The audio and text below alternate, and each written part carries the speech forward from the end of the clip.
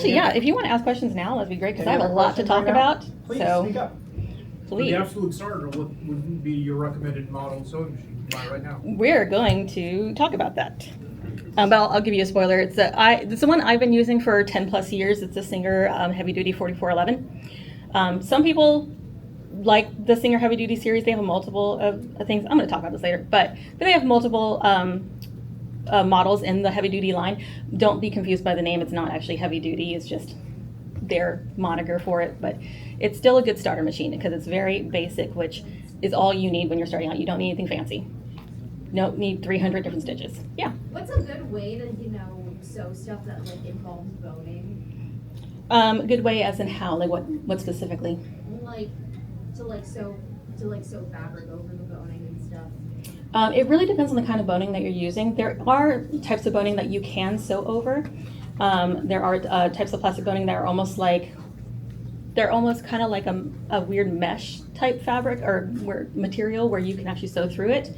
But other kinds of boning, like steel boning, you obviously cannot sew over that. So you have to sew boning channels, which basically is either you sandwiching fabric, two layers of fabric, and then sewing basically a thin channel, just one line and another, and then you stick the boning in between.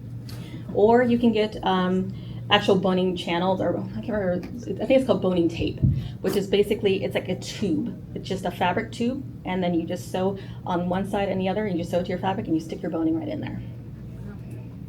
Do you have a preferred pattern brand? I don't, because I don't use patterns. I've not used patterns in a very long time. I drape all of my cosplays. But any kind of pattern is, I think simplicity is called simplicity because it is more simple. Though it can be a little bit complicated if you're not used to reading patterns. And unfortunately, I don't have enough time in this panel to be able to explain how to read patterns. That can be a panel all by itself. But simplicity tends to be a little bit easier to read than I think Butterick or Berta Style.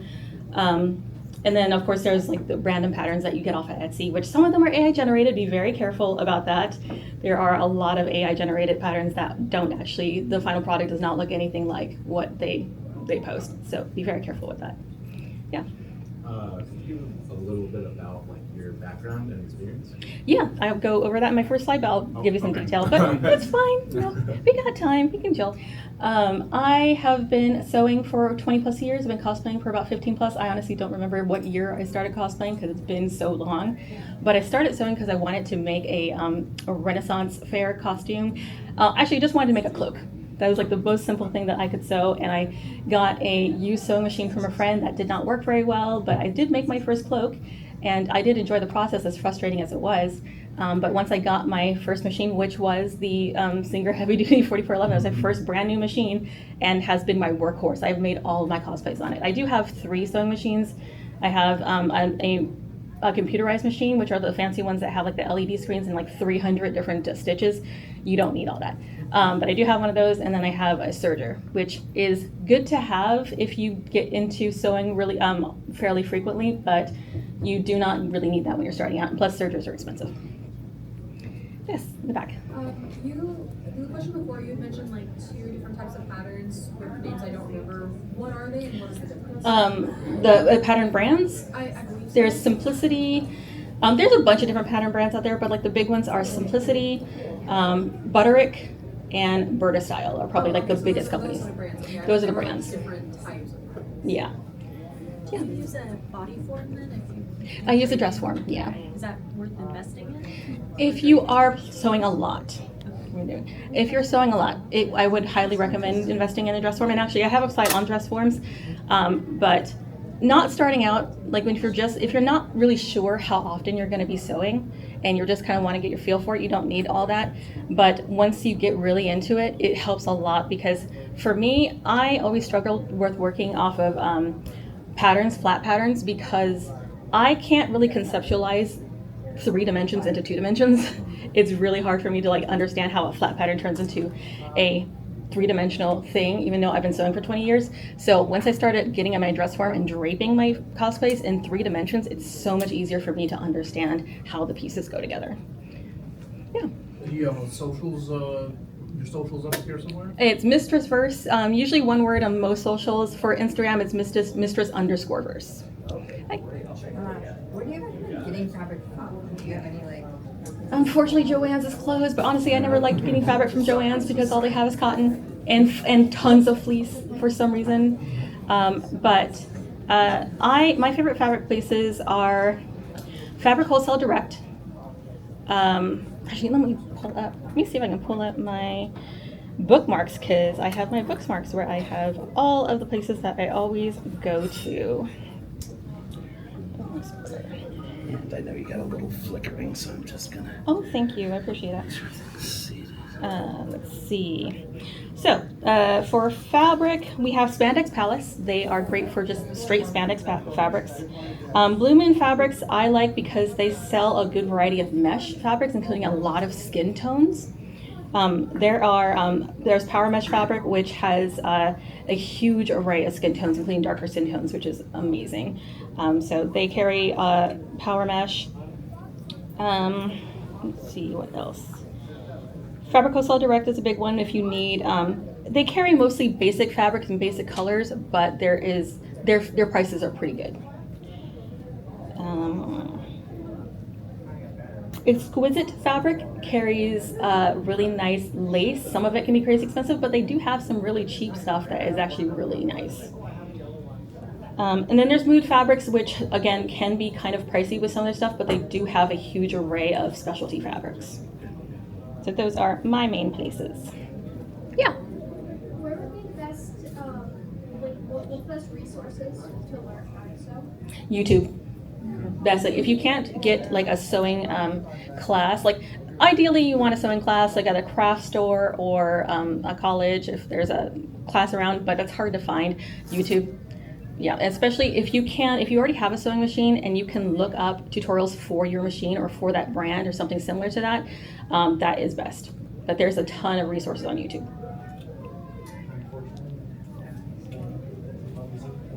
I'm sorry, guys. Thank you for coming. Enthusiasm. You're not alone. Trust me, we love you. On a deep and strangely personal level, I actually love every single one of you all. You've all been my teacher for 25, 30 years. All right. Well, thank you. Oh my gosh, I wasn't expecting to have like a full house. I'm so excited. Thank you for coming to Cosplay Sewing for the Absolute Beginner. This is my first solo panel that I've ever done, and I'm super excited. My name is Ciel, and I go by Mistress Verse on all socials. I probably should show you my next slide. And again, I've been sewing for 20 years, cosplaying for 15 plus. I'm most active on Blue Sky, TikTok, and YouTube, but I have been posting a little bit on Instagram. I'm learning how to frequent Instagram.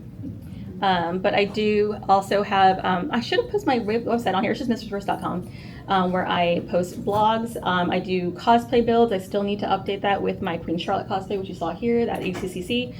I have to update my build, but I'm going to put a build book that goes through the entire process of how I put that together on my website.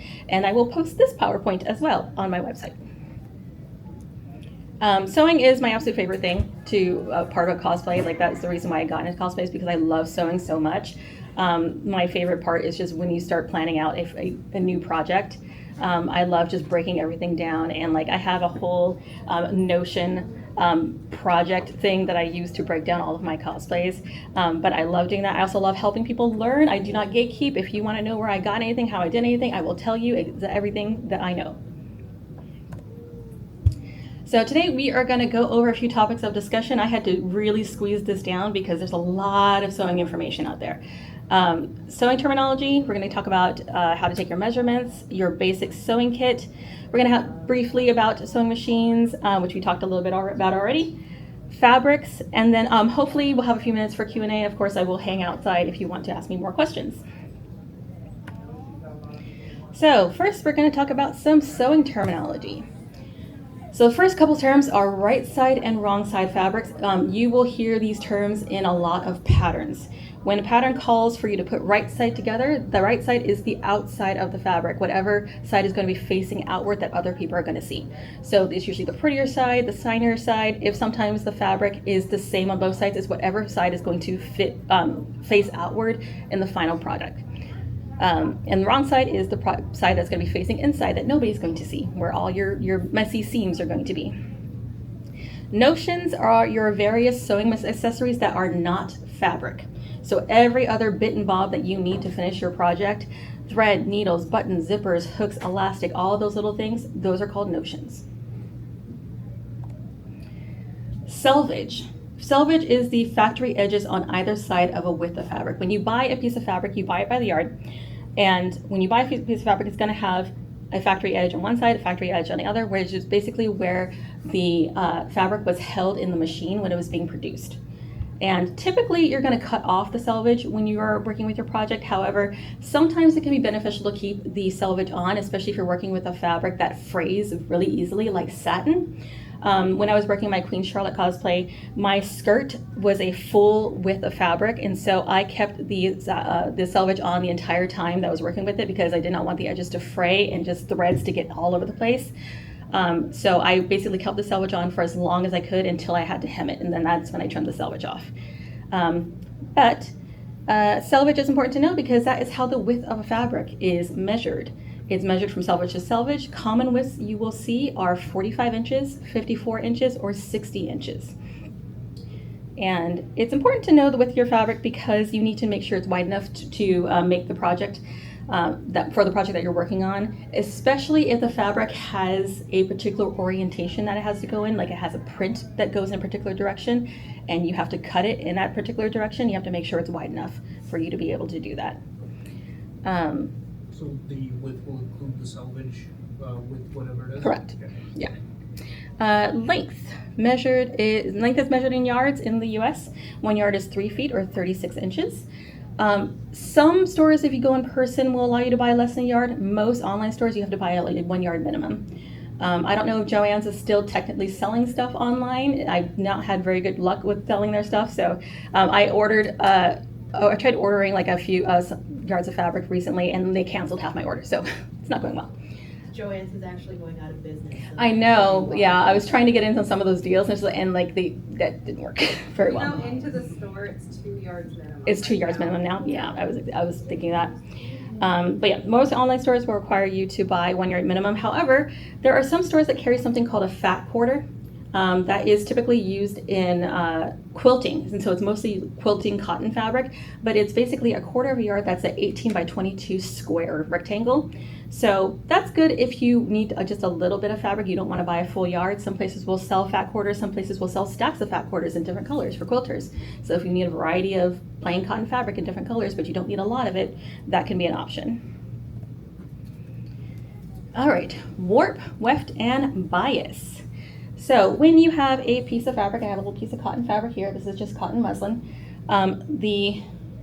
You have the selvage, which is the factory edge on one side or the other. This is just a small piece. So this top part here is the selvage. You can't really see, but like this is a finished edge and all the other edges fray. The warp is the yarn that runs parallel to the selvage. So all of these, try holding this in one hand, all of these horizontal threads or yarns, those are the warp. The weft are the ones that run perpendicular to the selvage. And the bias is the 45-degree angle between the warp and the weft. Now, why is this important to know? When you're working with woven fabrics typically don't stretch. So if I take this piece of fabric and I try to pull it this way, no stretch.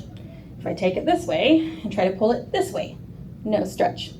But if I turn it 45 degrees and stretch along the bias, there's a little bit of stretch. And this is important because you can make what's called bias tape.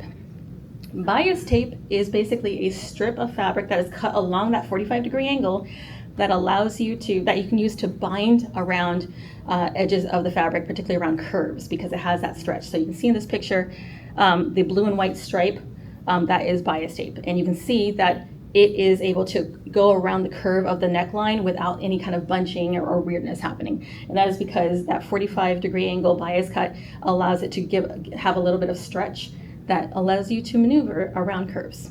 Bias tape is very, very, very useful. You can use it for binding raw edges, for hemming.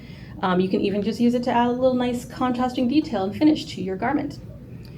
You can buy pre-made bias tape. It's not really worth it in my opinion. Like usually it's just plain cotton, and quilters will buy it because they usually use bias tape to like bind the edges, but it's better to make your own. because you can make it out of matching fabric. You can make it, you pretty much make bias tape out of any woven fabric. So you can make contrasting bias tape, you can make it out of the same fabric so it matches your garment however you want to. And the little picture at the bottom is the bias tape makers, which are basically, all they are is you put the strip of fabric into them and they fold the edges inside, and then you would need to iron it and press those folds, and then you can just fold it over the edge of your garment and sew it in place. But it is always cheaper to make your own, and it's really not that difficult to make bias tape. I need some water. Seam allowance and ease.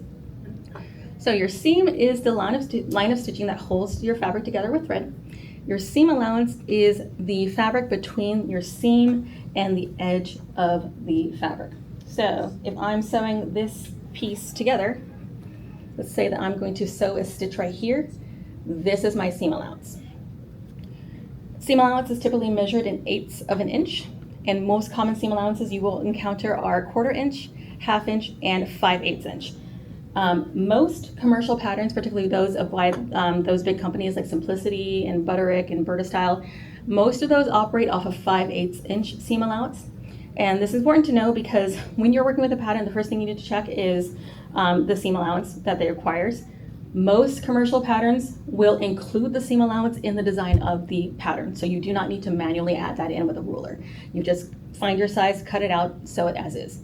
Some other smaller pattern makers, particularly those on Etsy, may not include the seam allowance in their patterns, and they will usually tell you if the seam allowance is not included. They'll tell you it's designed for a 1/2 inch seam allowance, but if it's not included in the pattern, you have to manually add it in before you cut your fabric, and that you have to remember to do that.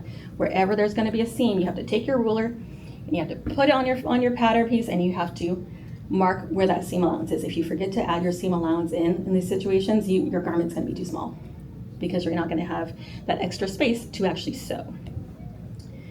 And fortunately, your machine, most sewing machines, will have a seam allowance guide on the plate. So that's a picture, the bottom picture there is, I can't remember what it's actually called. It's a needle plate, I think. But basically it's a plate that goes right under where the needle is. The needle is that little middle circle. And the guidelines are there to help you keep your fabric on that seam allowance. So most machines have a dial or it's a switch at the top where you can adjust this needle position, so they'll be like left, right, and center. When your needle is centered, the distance between that needle and the guideline is that measurement. So the distance between that tiny little hole in the middle there and that 1/4 inch measurement, that's 1/4 inch. The distance between that hole and the next one is 1/2 inch, 3/4 inch, 1 inch. And when you are sewing, your focus should be on keeping the edge of your fabric lined up against that guideline. You should not be looking at your needle. Looking at your needle is not going to help you sew straight. What's going to help you sew straight is focusing all your attention on the edge of your fabric and keeping it lined up the entire way. And of course, if you're adjusting your needle for left or right in a different way, you might have to use a seam gauge, which is basically just a little measuring, a little ruler to make sure that you keep your seam allowance where it's supposed to be. All right. Ease. Ease is the extra room in a garment that allows you to move around and sit. All of our clothes are not the exact same measurement as our bodies. They are most often bigger than our bodies. So that's basically what ease is. It's just the difference between the measurement of a garment and your body. Most of the time, non-stretch fabrics, when you're working with them, you're going to be adding ease. You're going to be making them bigger than your actual body. And with stretchy fabrics, sometimes you're actually going to be subtracting ease, because if you want something, if you're working with like spandex and you want it to be really form-fitting, you're going to want it to be maybe a little bit smaller than your actual body measurement. If you're working with a pattern, they already have all that information built into the design of the pattern. Patterns are designed to drape a certain way, so they've already added in the ease. You really only have to worry about adding or subtracting ease to just when you are actually fitting it to yourself. And just know that when you're like taking something in, you're just taking away ease. If you're letting something out, you're adding ease. And if you're not really sure how much you should take in or take out, 2 inches is usually a good starting point. If something is a little bit too big, just try taking it in 2 inches, 1 inch on one side, 1 inch on the other, and then just try it on, see how it fits.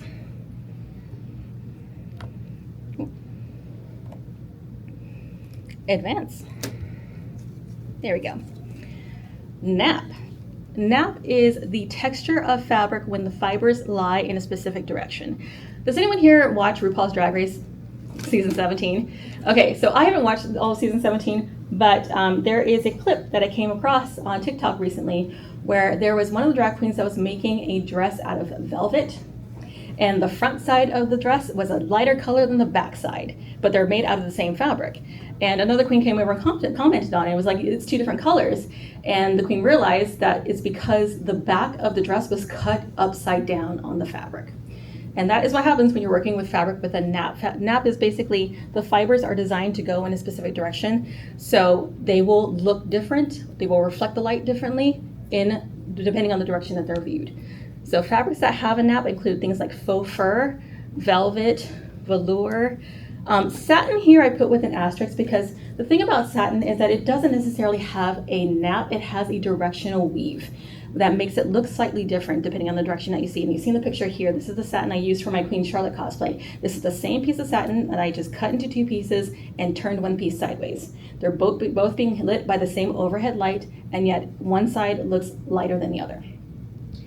So when you're working with fabrics that have a nap, you have to make sure that all your pattern pieces are oriented the same way on your fabric. And what I mean by that is, let's say this is your pattern piece, and you want to lay it vertically on your fabric. You're gonna have the top of the piece here, bottom of the piece here.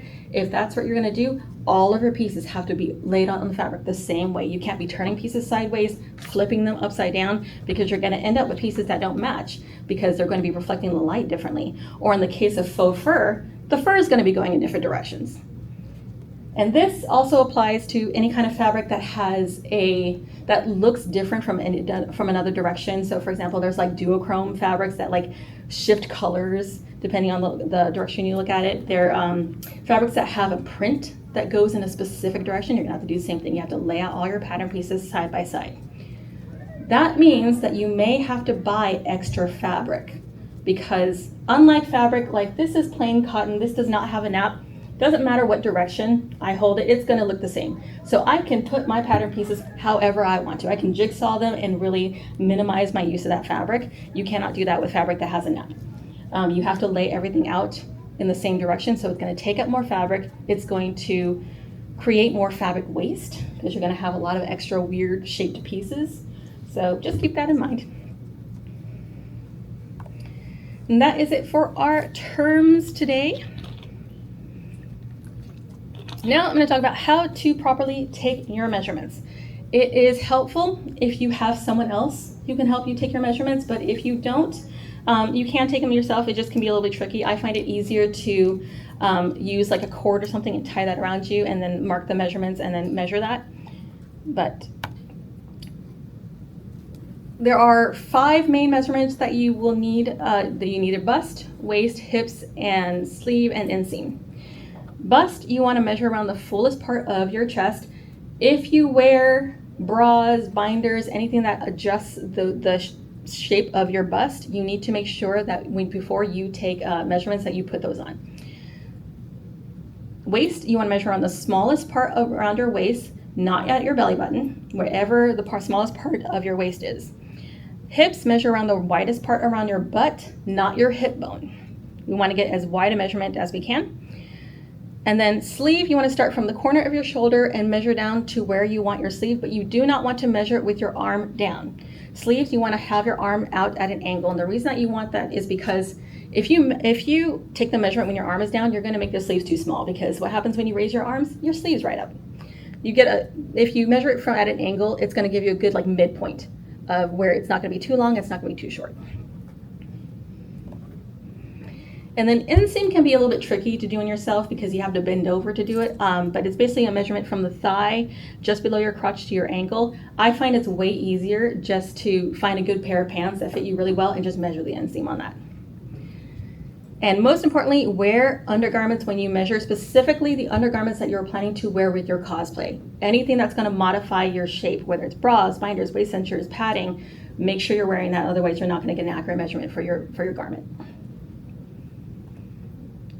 All right, so now we're going to talk about your basic sewing kit. There's going to be a lot of information, a lot of tools that you will need You do not need every single thing that I put on these slides, but you should probably get at least one thing per each slide. And I'll point out which items are essential and which items are just nice to have. No! What happened? It ran away from me. Uh-oh, what happened to my computer? there it is. I'm a wizard. It's scared of you. You're a wizard, Harry. All right, so cutting tools. Most important thing you need is a good pair of shears. Shears are just fancy word for scissors that cut fabric. This is something that you should spend money on. If you can afford to buy a really nice pair of shears. I have had the same pair of shears. I think I've spent $40 on them, and I've had them for 10 years, barely need sharpening. But do not ever cut paper, foam, or wig fibers, specifically synthetic wig fibers, with your shears. Shears have to be very, very sharp in order to cut through fabric.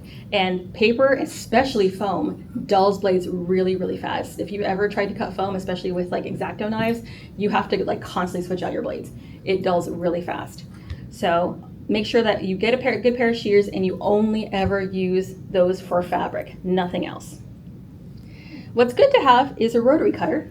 Rotary cutter is just the ones with the round blades that you just roll over the top of the fabric, and those are good for cutting fabrics that are difficult to cut with shears.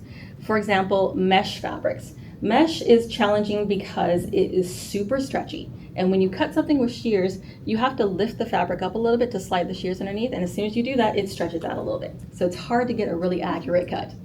So rotary cutters are great because all you have to do is roll it over the top of the fabric. You don't have to stretch it out. It's also good for cutting stacks of fabric because those are going to also be very difficult to get an accurate cut with a pair of shears.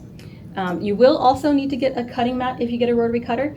Cutting mats can be very, very useful. I actually use my cutting mat more than I use my rotary cutter because if you get a nice big cutting mat, it has those grids and measurements on them, and I basically use a folding table for my cutting table, and I have a cutting mat that pretty much covers most of that, and I use that to do most of my measuring. I rarely ever bring out my rulers. I just lay my fabric out on my cutting mat, and I use it as a ruler more than I do to cut anything on.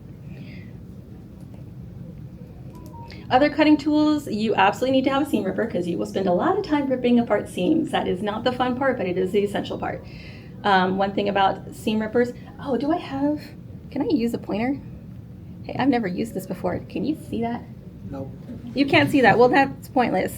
What was the point of having that here if nobody can see it? Okay, well, anyway. But the bottom right, that is the seam ripper. When you're using a seam ripper, ball side goes down if you're trying to rip through a full seam. And the reason that ball side goes down is because what the ball does is when you insert it into a seam, it separates the fabric a little bit so that it can expose the threads, and that's all you want to cut through. You don't want to cut the fabric. And so if you put the ball side down, you can literally rip through an entire seam in one go. If you put the blade side down, you're going to poke holes in your fabric. And that is not fun. There'll be times when you need to use the blade to like pick apart a single bit of thread, but you don't want to do that if you're trying to rip through your entire seam because you will rip a hole in your fabric.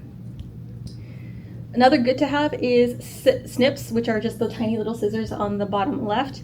Those are just for cutting thread, and it's just nice to have those just so you don't have to bring out your big shears every time you need to cut like a little tiny piece of thread.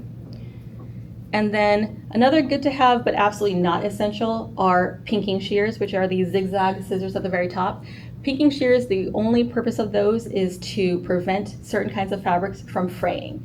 You use them with woven fabrics, and it's just like if you've ever bought swatches of fabrics online, you will often see that they have those zigzag markers around them, and that's because they're cut with pinking shears. And that all it does is just prevent them from fraying. Measuring tools. You absolutely need to have a tape measure because you need to be able to take your own measurements and measure other things in 3 dimensions. If you get a tape measure that is in like those, like a sewing kit, like you get a sewing kit, they always have a tape measure. If it's a cheap one, double check the measurements on that against an actual ruler because there are some that are just not accurate at all. But you absolutely need to have one.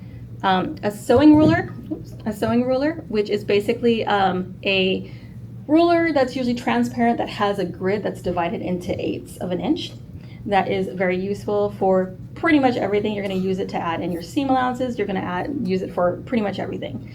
And it has to be transparent because you need to be able to see where your edge of the fabric lies. Good to have is a curved ruler. Those are used for drawing and measuring curves, mostly for drawing curves, because when you are drawing armholes, neck lines, hip curves, it's just useful to have a curved ruler so you can get a nice smooth curve. Essential, I would say, is a seam gauge, which is basically just a tiny, it's like those small little narrow ones in the middle, and that little weird kind of square rectangle, like I don't know what kind of shape that is, but the blue one, those are seam gauges, and they're basically just tiny rulers that are just made for measuring your seams. I prefer the weird blue one because it's small and I can easily put it into my seam, and just every edge of that one has a different measurement, so it's just very useful to have. Pins and clips. Some people swear by pins, some people swear by clips. I use both for different purposes. Pins, you want to, if you're using them for woven fabrics, you need to use sharp pins.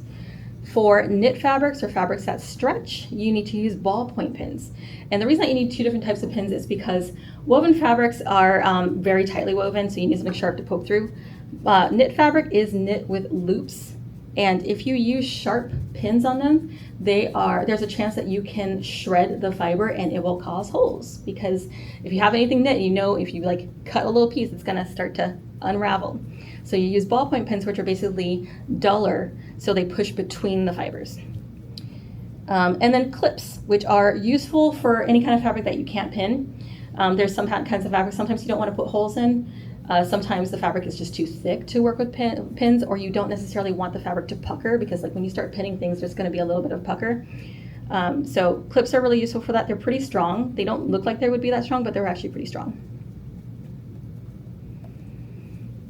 Needles. So you need a set of hand sewing needles and you need a set of machine needles. Hand sewing needles, you can get a basic set of embroidery needles in multiple sizes, and that will last you forever. Universal sewing needles, you need to have, get a set of universal needles that have multiple sizes. At the bottom of the picture on the right, you can see where the sizing is. And I just learned this recently. I've been sewing for 20 years and I never knew this. I knew the sizes, but I didn't know. So the top number, the 70, 80, 90 that it says there, that's the European sizing. The bottom number, the 10, 12, and 14, that's the US sizing. I never knew that. I always just would call them 70, 10, 80, 12, 90, 14. And that's just how the sizing worked. But the smaller the number, the smaller the needle, and it's for the lighter weight fabrics. The larger the number, the thicker the needle, the thicker the fabric. And get yourself a set of just universal needles that you can use pretty much with most fabrics. Stretch needles are good to have if you're working with stretchy fabric like spandex. You do not have to. Sometimes you can get away with using universal needles with them. I would say try it. If you find that you're sewing with a universal needle and it's skipping over stitches, which is a common thing that happens with stretch fabrics, you'll have like regular stitch and it'll just miss one, then you might need to switch to a stretch needle, which basically works just like the ballpoint needle, and where it has a duller tip, so it pushes between the fibers a little bit more easily. And then there's also tons of specialty needles out there, which you don't absolutely have to need when you're starting out, but they're good to have if you start working with specialty fabrics. There's leather needles, there's denim needles, there's Microtex, which is basically for very lightweight sheer fabrics. But you just need a universal pack of machine needles and a pack of embroidery needles to start. Some more water. Thread. Another thing that there is a lot of different kinds out there. All-purpose thread is good for most of your projects. You don't really need anything fancy. I use Gutermann, which is my favorite brand. They have good quality. They have a great variety of colors. Most all-purpose thread is made out of polyester, which is just fine. There is cotton all-purpose thread that if you're working exclusively with cotton fabrics, you can use it for, but polyester thread will get you through pretty much everything. And then you also need bobbins. So bobbins are the bottom thread in your machine. Different machines use different types of bobbins. Some machines use plastic bobbins, some machines use metal bobbins, and you will have to look at your machine and look what it takes, but you need to have a pack of just empty ones, because you will fill them with matching thread or contrasting thread, depending on what you need. But it is such a pain to run out of bobbins and have to rip thread out of bobbins because that's such a waste. So get yourself a nice pack of just empty ones that you can fill.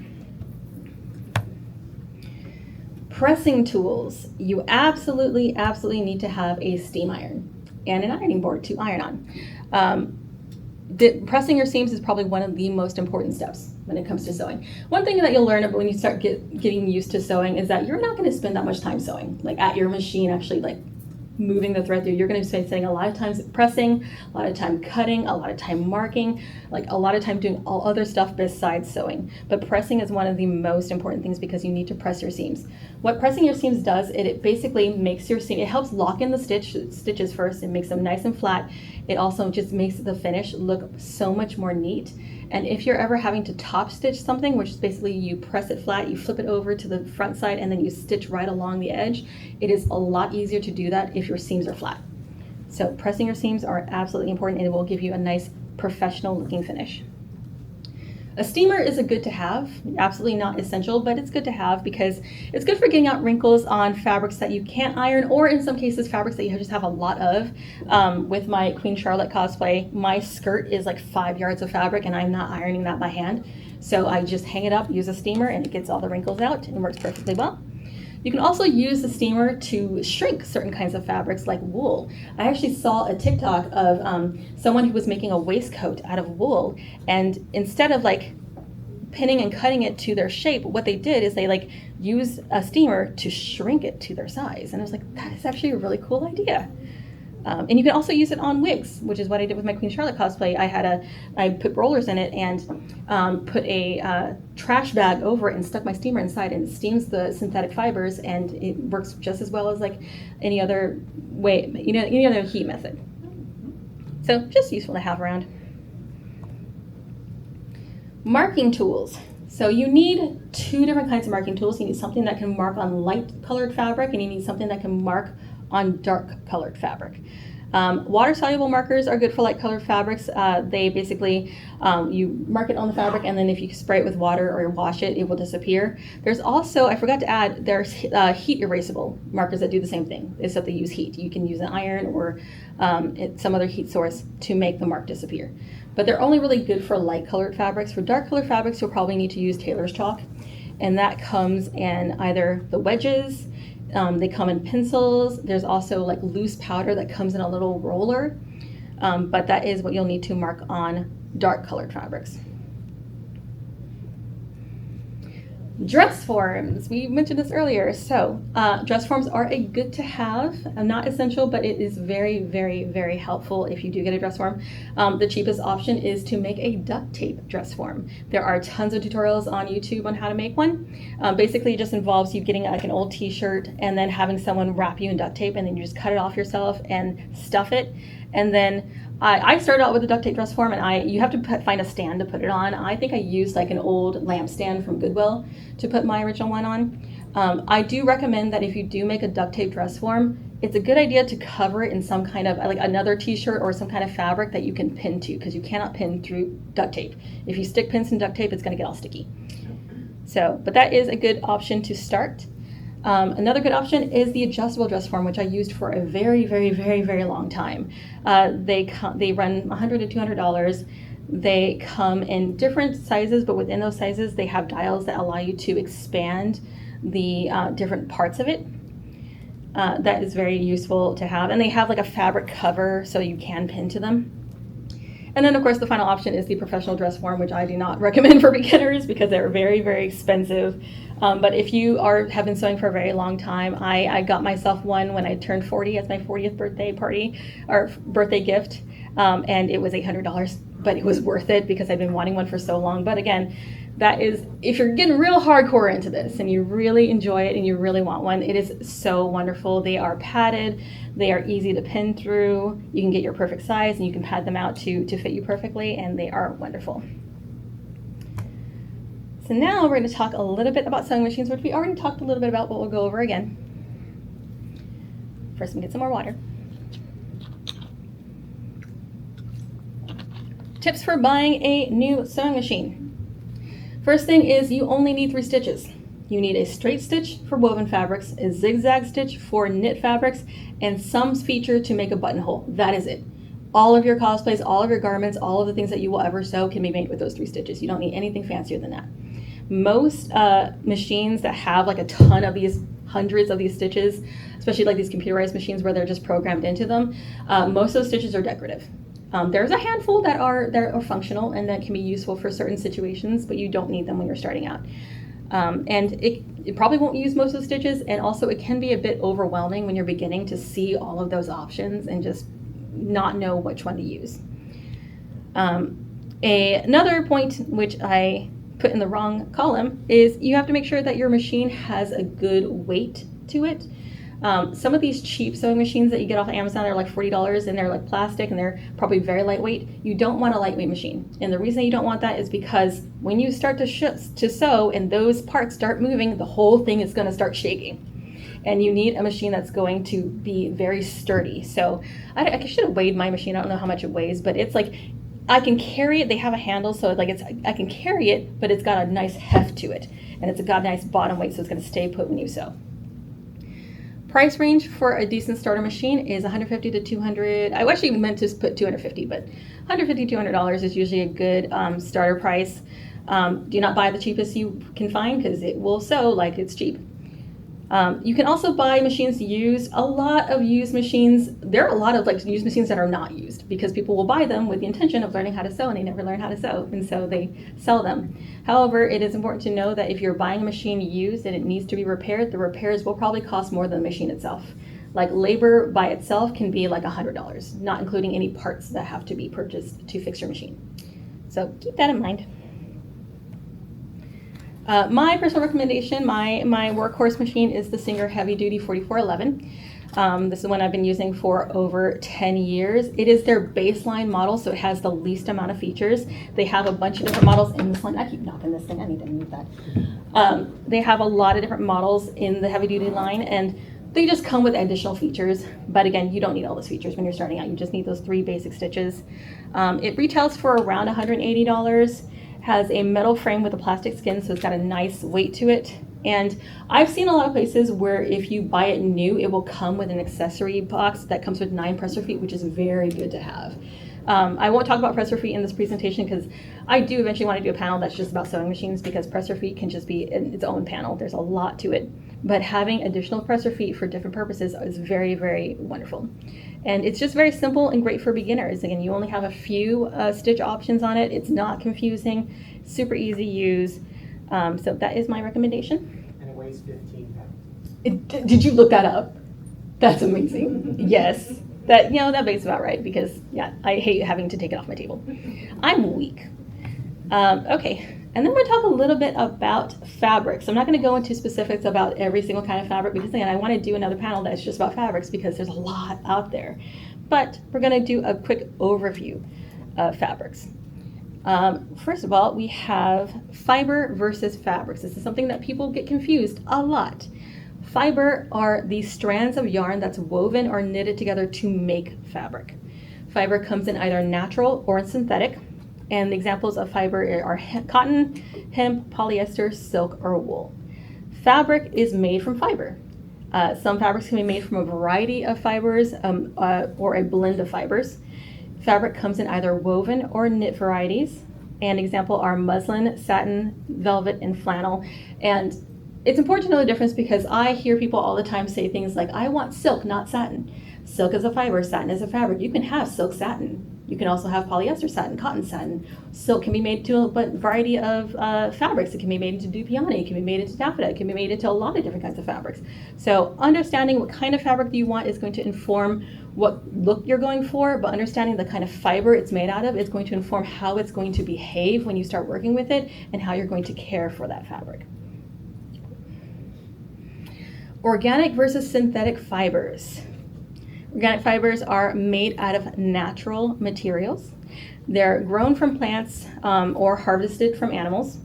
Most organic fibers can handle high heat, so you can use a high iron on them, you can use a steamer on them. They do tend to be more expensive than synthetic fibers, except maybe cotton. Cotton's usually pretty inexpensive. Some examples of organic fibers include cotton, linen, wool, and silk. Synthetic fibers are made out of man-made materials. They're usually some form of plastic. Because of that, they cannot handle high heat. They will melt, which can be a bad thing, but actually can be a good thing sometimes, because sometimes you can get away with melting the ends or the edges of the fabric and to seal them. That's something commonly done with like ribbon. When you're working with like, polyester ribbon, you can just take a lighter or whatever to the edge and just melt the edge, and you don't have to sew it. If you are melting plastic, melting any kind of synthetic fiber, make sure you're wearing a respirator or you're in a well-ventilated area. Do not breathe in those fumes. Synthetic fibers tend to be cheaper than organic fibers, and examples include polyester, nylon, acrylic, and spandex. And then you have woven versus knit fabrics. Woven fabrics are produced by weaving together two sets of yarn, the warp and the weft that we discussed earlier, just horizontal and vertical. Woven fabrics don't stretch typically. Sometimes you'll get like fabrics that are like a blend where they'll blend other stuff in it. And I don't know if those are woven or knit, but like there's some funky fabrics out there. But for the most part, woven fabrics do not stretch. You will need to use sharp needles and pins with it. They do fray at the edges. And examples of woven fabric include things like broadcloth, canvas, or satin. And then knit fabrics are produced by knitting loops of one set of yarn, which is why it's really important to use something like a ballpoint needle that's not going to shred that fiber, because it's one set of yarn that that's going to like fall apart. Knit fabrics do stretch. You must use stretch needles or ballpoint pins. They don't fray. So that's one of the reasons why, like, if you've ever altered a t-shirt, t-shirts are typically made out of jersey fabric, which is a knit fabric. And if you like cut the sleeves off, they don't fray. You can just like leave the raw sleeves and they're not going to come apart. That is the case with pretty much every kind of knit fabric. Spandex, you can do the same thing. You don't have to hem it if you don't want to. And examples are jersey, spandex, and interlock. And that is it for my presentation. I realized that this was went way faster than my practice one, because when I'm at home practicing, I just keep talking and never stop. But now we have more time for Q&A. Yes. What's the best stitch to use on the sewing machine when you're sewing elastic, making elastic band? A zigzag stitch. Zigzag. Okay. Yeah. There are some machines that have a stretch stitch, a specific stitch that's made for stretch, but just a basic zigzag, because it's just designed to stretch with that. Okay. Don't use a straight stitch because it will pop those stitches. I'm glad I did that. I wanted the stitch to stretch with the two different materials, because I have a leggings that I sewed a stretchy band on. Yeah. For weapons. Fair enough. Weapon pocket. Go ahead. If you're not using a duct tape bodice or an adjustable bodice, what's if you're gonna get a pre-made one that's not adjustable, how would you get one that's in your size? Would they have measurements? For dress forms? Yeah, for dress forms. Yeah, if they're not if they're just a standard, the professional dress forms, there are cheaper versions of them, but they do come in different sizes. Okay. Yeah, and they will usually, when you purchase them, you'll want to check the sizing chart and make sure you get the correct size. Size down.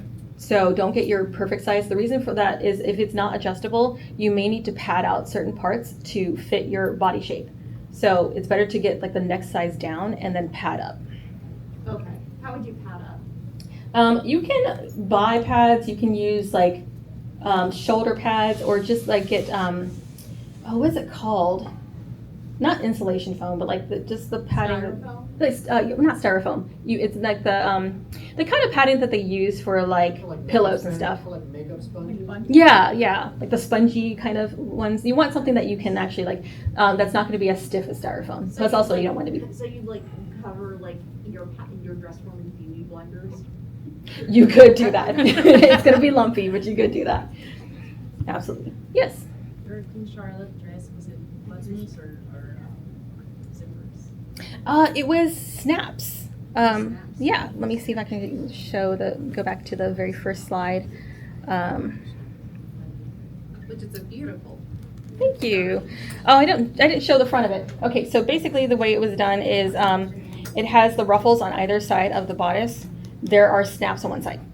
And I just use snap tape, which is basically just a type of tape that is, I think it's usually twill tape that they use, and they just put snaps on it for you, so you don't have to put individual snaps on it. You can absolutely do that, but I'm lazy, so I just use the tape. Is that what you typically use for dresses like that, or cosplays? This is my first time making a type of gown like this particular one, but I've seen like historical costumers use like actual sewn-on snaps for that, but you can use zippers as well. Yeah. From beginning to end, how long did it take you to make that dress?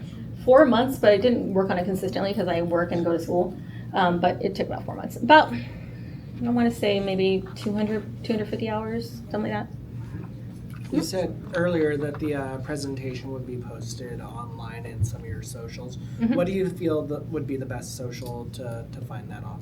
Mistressverse.com. Okay. Yeah, I will post it. Actually, let me make a note of that myself to post it this weekend because I will forget. Put that here. Post PPT to website. No, not ecosystem. Website. Okay. Yes. Was the weight heavy? Everybody asked me that. That was like the most common question I got when I was wearing that wig. The wig is about 2 pounds, so it's not that bad. But once you put it on your head, you get used to it. Like your body kind of recenters itself, so it wasn't too bad. Yeah. Any other questions? Yeah. Would you have any tips for joining a piece of very stretchy fabric to a piece of less stretchy fabric? Zigzag stitch always. Anytime you're working with a stretch fabric, even if you're sewing to non-stretch, use zigzag just to be careful because there's too much of a chance if you use a straight stitch that you're going to pop a stitch at some point. Yes. Do you have any advice for sewing fleece together or just sewing the fleece? I struggled when I first started sewing, and I was like, okay, maybe I just need a tougher needle, like a needle that was meant for it, and then I still struggled. It depends because with fleece, it's just what's the challenge? Was it that it's too thick? It was not going through it. Yes. It was not going through it. You might need a thicker needle. If that's still not working, it may also be just an issue that your machine can't handle too thick fabric. So that might be a case that you might have to hand sew. That's what I ended up doing at the time. Sometimes, yeah, depending on the machine, some machines can handle really thick fabric, some can't, and you're just gonna have to sit down and sew it by hand. Yeah. I have an issue with my sewing machine where sometimes, a lot of the time when I sew, I get a second thread out of my bobbin. That can happen sometimes. It's kind of random. I would double check your bobbin and how it's put into your machine. Make sure it's facing the right direction and make sure there's not any extra bits coming off of it. That happens occasionally though. Okay. Yeah. What's the easiest fabric to start with? Cotton. Plain cotton. It's not fancy. It's not. It doesn't stretch, so you don't have to worry about skipping stitches. It's not too thick, not too thin. It's just very simple. Yeah. Yeah. How do you sew your satin together without getting them bunched up on one corner and attaching them together? Because when you sew those two parts, sometimes they're not aligned. Oh yeah, because they're slippery and they're sliding against each other. Clips. Yeah, pins or clips. Pins or clips. Make sure you're pinning and clipping the entire length of the fabric, because even though it may seem easy to like hold the fabric together, satin is slippery and it does tend to move around a lot. So I find pinning it together, even if it's a pain in the butt to pin a huge length of fabric, it will help you because even if it slips around a little bit, it's only going to slip around within that little space between the pins. So it's not going to like offset the entire piece of fabric. Because when you're like flip it together, sometimes it's like it looks nice. Yeah. It's on the wrong side, and then when I put it back together, it's like bunched up. Yeah. Also check your tension. Make sure that you are. If it's bunching a lot or just like it might be too tight of a tension, so loosen your tension and test it out. Always test out your fabrics before you sew any kind of garment. Just sew a couple small pieces together and adjust your tension. But yeah, if you find that it's like bunching up too much, it's probably the tension is too tight, so just loosen it a little bit. Yeah. Do you do like cotton mock-ups of anything first, or? Yes, I use muslin, but you know what? You can use muslin is a fairly cheap fabric, but if you don't want to have to go buy like tons of muslin, I used to back in the day get sheets from Goodwill, and I would use those, wash them first. Don't use used sheets without washing them. But that's a great way to just get a ton of just cheap fabric that I can just mark up. And I always make mock-ups. Yes, that's my other tip. Always, always, always make mock-ups before you make your final piece out of your fancy, expensive fabric. And mock-up is just, you make it out of cheap fabric and you do all of your sizing, all of your fitting on that, you do all your marking, and then you take that apart and use that as your pattern for your final piece. And I always, always, always do that because you may think it's going to fit and it's not, and you run out of fancy fabric and you either can't find it again, or you have to go buy more and you don't want to have to spend that money, or it's coming close to con and you are not going to, it's not going to arrive in time. There's all kinds of problems. So always make mock-ups. I think Goodwill Sheets is the hottest tip of the day. Goodwill Sheets, yes. Yeah. Did you have to wash your fabric before sewing them? Another good tip, wash your fabrics. Some people don't like to do this. It is a good idea to always wash your fabrics before you use them. And the reason for that is because even if you're getting it brand new, it's coming from a factory where it's getting a lot of like dust and just stuff on it. So it will clean your fabrics. Also pre-shrinks, it will pre-shrink some of your fabrics. For example, cotton, linen do shrink. You absolutely need to wash and shrink those. Like just wash them, stick them in the dryer before you use them, because otherwise if you make a garment and you wash that garment, it's going to shrink on you. Yeah. How would you recommend washing some of that stuff? Like just normally, or do things have like very specific? It depends on the type of fabric. I would look up the type of fabric and the care instructions for that fabric. Some fabrics you can just toss in the washer and dryer. Some fabrics that you may need to take special care with. But yeah, just Google the fabric and the care instructions for it. Any other questions? Yes. If you make a mistake on the sewing machine, like you kind of like curve it around, do you have to take it out and then seam rip it, or how do you undo? Typically, yeah. Like there's not really a good way to fix a mistake. Like once you sew over it, you can't go backwards. So you're gonna have to like take it out and seam rip it. Unfortunately, that is the unfortunate part about sewing, is that you're gonna spend a lot of time seam ripping. Yeah. Yeah. Yes. How do you use the tension sewing machine?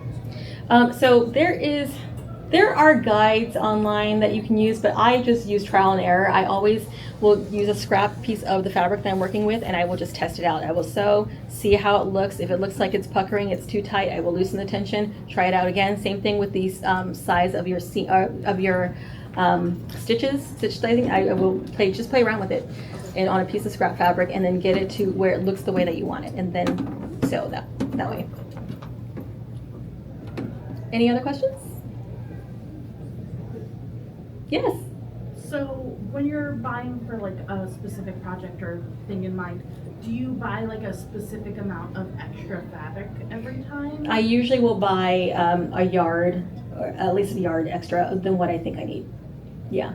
Oh, it's always a good idea if you can afford to do so. Please buy extra fabric, just because you will make mistakes. Like that is just a part of the sewing process. It's part of learning. You will screw things up.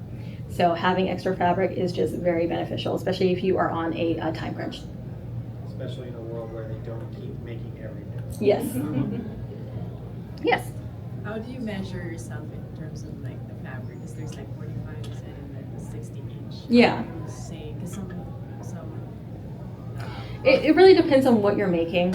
I will usually, if I'm making like a top and it's just going to be fairly close, I will usually just hold it up to myself. For like the skirt there, that is about 4 yards of fabric, and that I just had to guess. I just went online and looked up the particular style and what was the common like amount of fabric that we use, and I bought extra. I think the total amount was probably about 7 yards I used in it. I bought like 10 yards of fabric just in case. Yeah, and I did screw up a few times with that, so having that extra fabric was very, very useful. Yes, in the back? I actually had another question about like when you order fabric online. I've noticed that they say like 7 feet, but they don't exactly like particularly say what that 7 feet is. Do you think they mean by like what you were talking about, the very end of the trim? 7 feet, like are you ordering like off of like Etsy or something like that, or like what I'm thinking is that it's probably they're talking about the length of the fabric, because it's not going to be 7 feet wide. That's not. That's not gonna, like, it's going to be the amount. It's probably just it's probably like 2.5 yards of fabric. That's probably the amount. Yeah. Thank you. Yeah. Any other questions?